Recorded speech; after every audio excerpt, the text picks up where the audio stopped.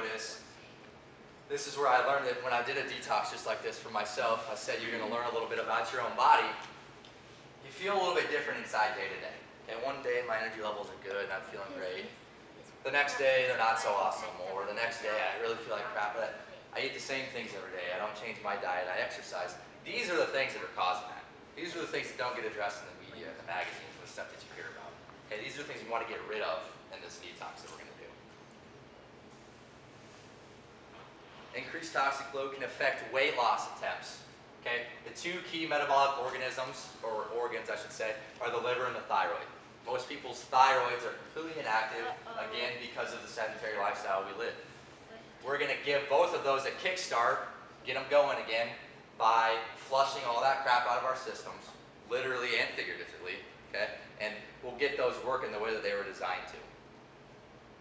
What is inflammation? Everybody kind of knows that, but what does it come from? So inflammation is going to be, the easiest thing would be to compare it to like a bruise, or if you roll your ankle or hit yourself on something, our body's going to signal that we hurt ourselves and we need to fix it.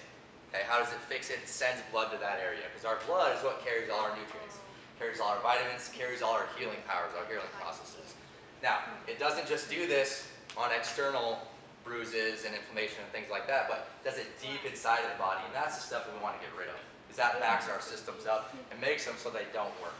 Again, all caused by our lifestyle, okay? Lack of exercise. Some people think 6 hours a week is enough. Okay, well, if I compare my 6 hours of exercise a week to the 80 hours a week that I sit, I think I'm really doing enough to offset what's going on here? Probably not. Okay, so what do I have to do instead? I have to change my nutritional habits. Another reason why a detox is going to be valuable for you. And why should we care? This low-grade chronic inflammation we've been talking about the whole time, you can't see or feel it, all right?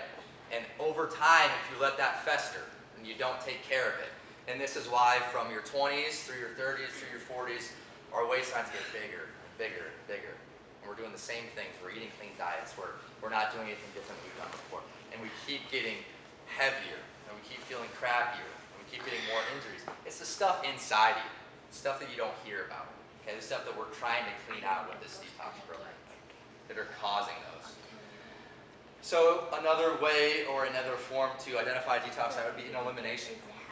And what we're going to do is identify the food, just like I talked about with the dairy or the grains earlier. Identify foods that you're eating that could be a cause of problem for you. Everybody's an individual. If there was one blanket diet or program that worked for everybody and somebody knew it, okay, we wouldn't have all these different advertisements and different systems and protocols. Okay? Everybody sitting in here is a little bit different. Somebody might have complete intolerance to a certain type of food, while somebody else might need more than the recommended dose. Okay? So doing a program like this is going to teach you about yourself. Okay? You're going to learn, I can't do so much fruit anymore, or I can't do so much dairy, some of those things like that. Giving your body a break from the common food allergies and sensitivities, exactly what I was just saying. We're going to get rid of them for 21 days, and then we're going to add them back in systematically, and we're going to see how you respond. It's kind of like a big experiment on yourself. Okay, conventional medicine. When you go to the doctor, they don't talk about any of this stuff.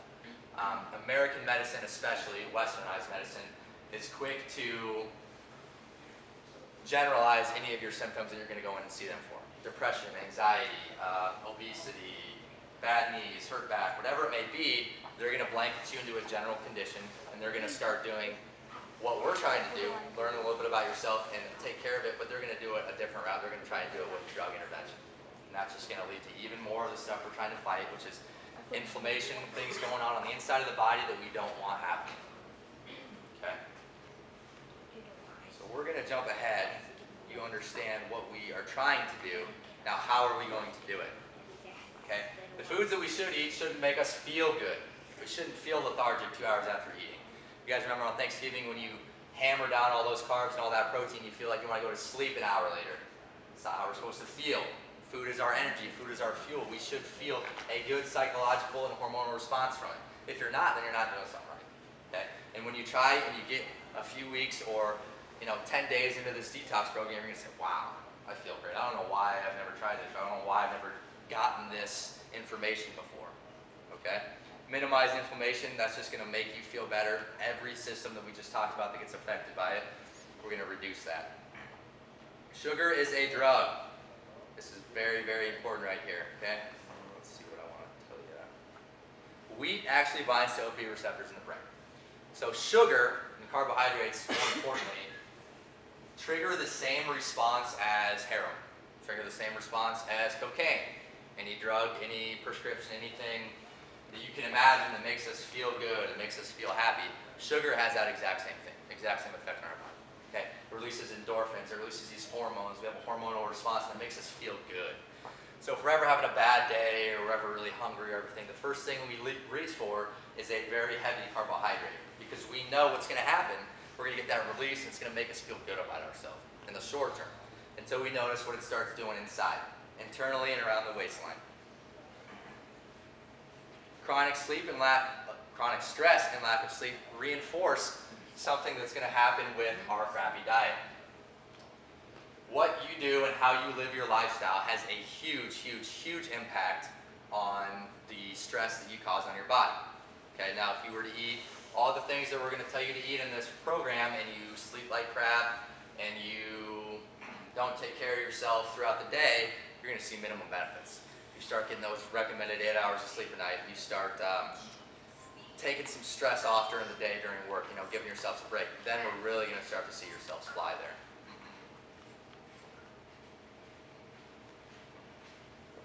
Okay, and the main goal is going to be to maintain blood sugar levels. Every time we put any food in our body, it releases insulin because that raises our blood sugar levels. So throughout the day, we're typically like this. Okay, if we think of our typical 3 squares a meal in the day, 3 square meals that people have a day, we spike our blood sugar first thing in the morning with breakfast, then it crashes down like this. When my blood sugar goes down, that triggers us in our mind to make some bad decisions. That's when chocolate starts sounding good. That's when I want to have some nachos. That's when I want to have any candy ever that's awesome. All those things are triggered by a hormonal response. It's not just you being not dedicated to your plan or anything. That's a chemical reaction in your brain. So our goal is going to be not let that blood sugar drop like this, but to keep it up here at a steady level throughout the day. So that's what we're trying to do with these foods that don't have any sugars in them that are going to make us go up through the roof and crash down like a roller coaster. Insulin, that's exactly what we're going to be identifying as something we want to control because insulin turns on our body's fat stores. Every time we eat, we release insulin. That's how we get to diabetes if you're eating the wrong things and not exercising enough. Okay? So insulin levels and maintaining those and controlling those is going to be a big part of this program as well. Let's see. Leptin, this is going to be our hormone that tells us we're full. Now the best example I can use to talk about leptin is try and do this little experiment, and even do it this afternoon. I want you to eat the same thing, whether it be just your normal food.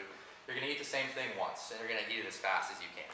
And you're going to see, okay, yeah, I hammered that down pretty quick, all right? You're going to note how you feel and things like that. A couple hours later, once you're hungry again, you're going to do that same thing, but you're going to take a break every time you take a bite of food. Okay, so you're going to take your fork in, you're going to set it down, you're going to relax, okay? Leptin is what is released when we eat food in our stomach that tells us and signals our mind that we're full. Most of us think I just have to eat until I fill my stomach. No, it's on the mind, okay? So instead of eating a big meal in 10 minutes, if it takes you 30 minutes, studies are going to show that you're much less likely to eat quite as much food because leptin takes about 20 minutes to kick in. Once we start putting food in our stomach, that signaling agent's going to say, okay, it's going to take a little bit of time before it gets up here and tells me, okay, now I'm full. So instead of shoveling food and trying to eat as fast as you can, if we take a little break, you'll notice we're not going to eat near as much food. Cortisol, we talked about that. That's the stress hormone that's released. Support a healthy gut. All these things that can be improved upon when we eliminate those toxins. Visceral fat is the one that directly affects your organs. This is the stuff that's packed in there deep. This isn't the stuff that I can pinch right here. Okay? This is the dangerous stuff. This is the stuff that we really want to get away from. This is the stuff that surrounds your intestines and your liver and all that stuff back there. We don't want any of that, okay? And your gut health can be restored if we run a detox and use these foods to flush all that stuff out. Supports immune function, that's an obvious benefit there. And that would be the last of it. Okay, does anybody have any questions?